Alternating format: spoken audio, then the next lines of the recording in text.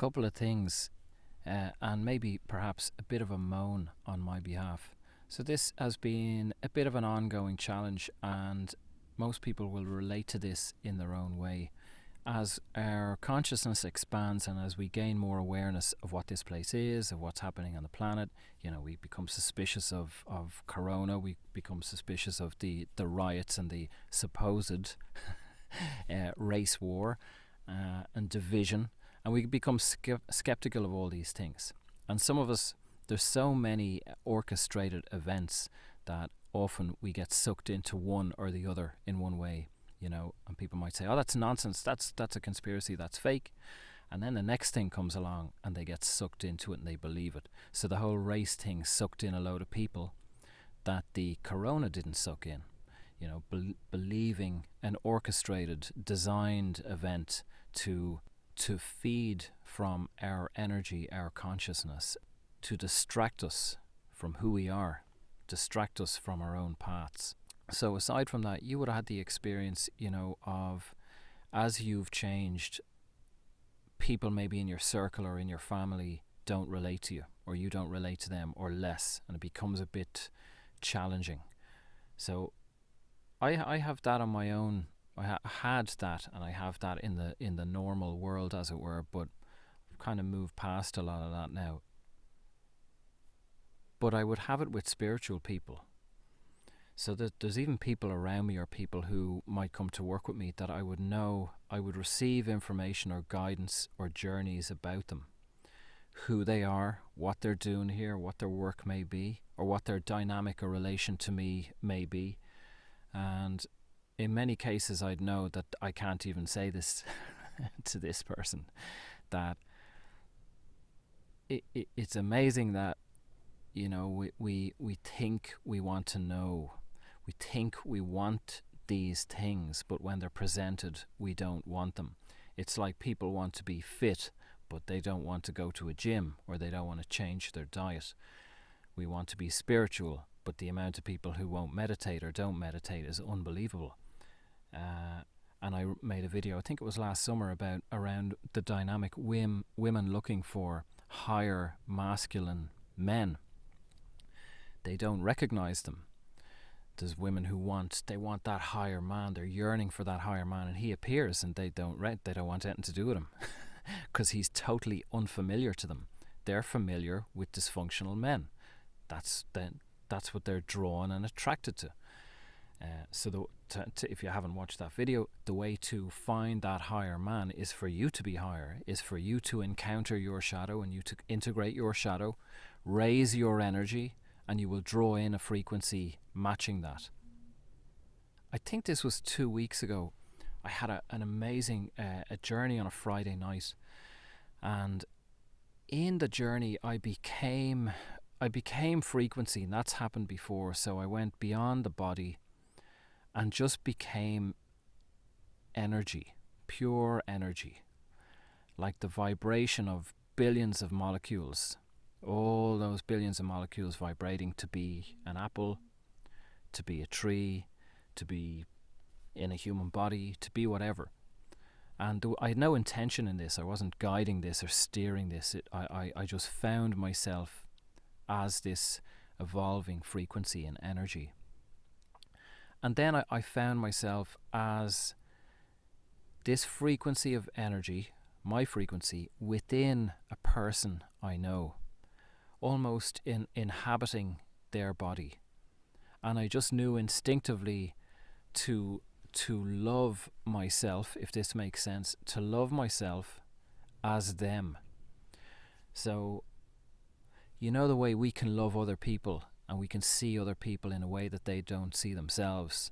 So we can see how funny they are, we can see how delightful they are, but they might not see that because they're heavy, or they're depressed, or they're in pain.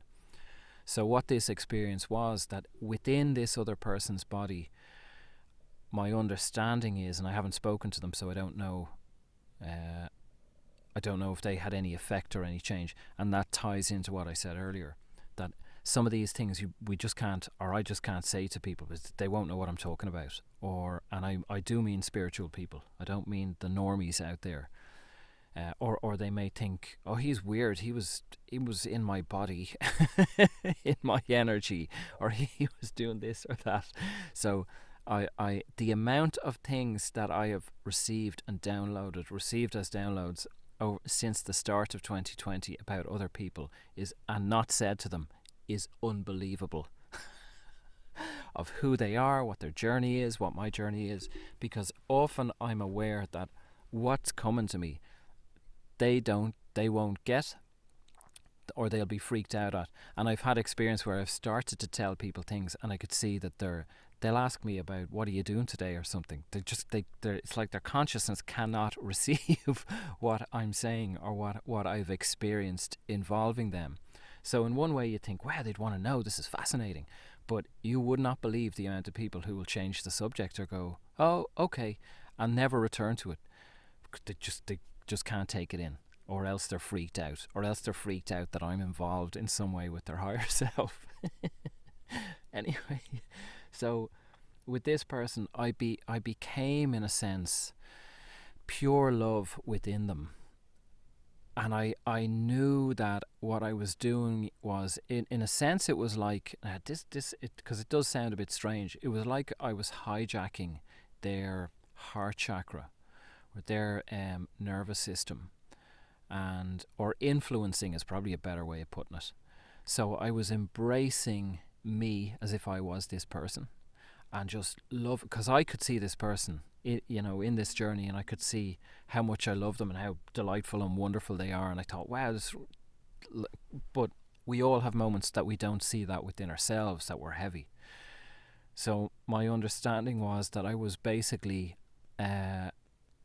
raising their frequency and their feeling of love through my love for them. I don't know if any of this makes sense. And in a sense, actually, that's kind of how I work with people, without to that extent. When I speak to someone on the phone, or I work remotely with someone, basically what I'm doing is I'm integrating and witnessing and loving the frequency that they are presenting to me, knowingly, unknowingly. My work is to, as I integrate their trauma, addictions, rage, unhappiness, dysfunction, whatever it may be, as I embrace that and love that frequency that I feel, that I see, that is within me, it affects the other person's frequency. It allows a space for integration within them. So this journey a couple of weeks ago was similar to that, but similar but different. So that's it. That's all I wanted to say. Really, and to point out that as we awaken more, as we expand more, which is wonderful, the road does get narrower. Less people will relate to us. I'm a really spiritual person. I've meditated for years. I do all these sort of practices. Ooh, that's lovely. And then I make videos about reptilians, and it's like, okay. So, what the human ego has a perception of where it thinks it will go, and I think I know what I'm going to be like when I am more spiritual, or when I am ascended. In reality, you've no idea, because the ego is completely limited. So as you move in that direction, you'll be you, but a different you. And you may have encounters or experiences that the old you, this human you, wouldn't agree with, or wouldn't like, or perceptions, or your family, or your friends. So imagine, as you continue pushing along that path, year after year, again and again, if you keep working, and if you keep focused and keep your head down, you're going to keep going to places that the old you never expected, never wanted, never believed in, or those around you wouldn't have time for.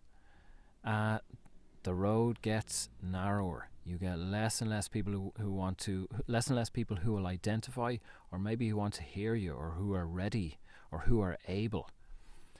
It's not easy. So that comes the test, another layer of testing, I suppose, or questions of like, ooh, do I want to fit in and have all my friends, and do I want to be celebrity, do I want to be popular, do I want to be liked by lots of people, or do I want my own freedom? Now, Eckhart Tolle is an interesting character, because Tolle talks about entities. He doesn't use the word reptilian. He doesn't use words that I use, that The words that I use: keep your follower count and your subscriber count low. I could learn a lot from Eckhart. So Eckhart has an awareness of all this, but his language is very acceptable to the Oprah audience or to the rest of the world. We're saying very similar things. He's just saying it in a very digestible form. So I might clean up my videos in future just so I can make more money and get more subscribers. Anyway, enough of all that shite. So thanks for listening. I'll leave some links below. And this video obviously now is all available on all podcasts, pretty much all podcast platforms, and on YouTube. There's a link below for my newsletter, and there's always alternative articles and views and quotes on Instagram from me. So yeah, be well.